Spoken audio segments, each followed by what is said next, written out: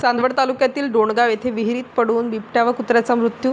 चांदवड तालुक्यातील डोणगाव येथे दिनांक 24 सकाळी उघड्या शेतातील विहिरीत नर बिबट्या व एका कुत्र्याचा पडून मृत्यू झाल्याची धक्कादायक घटना उघडकीस आली आहे. या घटनेमुळे परिसरात भीतीचे वातावरण निर्माण झाले असून नागरिकांमध्ये चिंतेची भावना व्यक्त होत आहे. डोणगाव येथील शेतकरी गोरख शंकर जेजुरे यांच्या गट क्रमांक 290 मधील विहिरीत ही घटना घडली. घटनेची माहिती मिळताच वनपरिक्षेत्र अधिकारी चांदवड विशाल कुटे यांच्या मार्गदर्शनाखाली वनविभागाच्या पथकाने तात्काळ घटनास्थळी धाव घेतली व मृत बिबट्याला बाहेर काढण्यात आलं.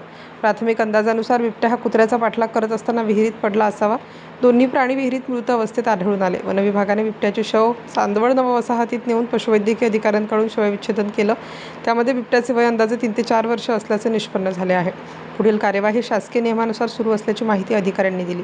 उपस्थित घटनास्थळी पंचनामा करताना वनपाल सुनील खंदारे, प्रवीण चव्हाण, पूनम साळवे, करण सिंग परदेशी, नामदेव पवार, अशोक शिंदे, शफिक सय्यद, डोणगावचे सरपंच व उपसरपंच तसेच मोठ्या संख्येने ग्रामस्थ उपस्थित होते.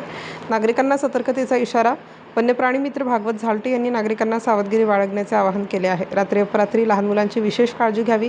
बाहेर जाताना टॉर्च किंवा काठीचा वापर करावा. निर्जन ठिकाणी एकट्याने जाणे टाळावे. तसेच त्यांनी वनविभागाला रात्रीच्या वेळी पाणवठ्यांची संख्या वाढवण्याची मागणी केली असून त्यामुळे वन्य प्राणी गावाकडे येण्याचे प्रमाण कमी होण्यास मदत होईल असे मत व्यक्त केले. Star news bureau. स्टार न्यूजसाठी मोहसिन पठाण, नाशिक.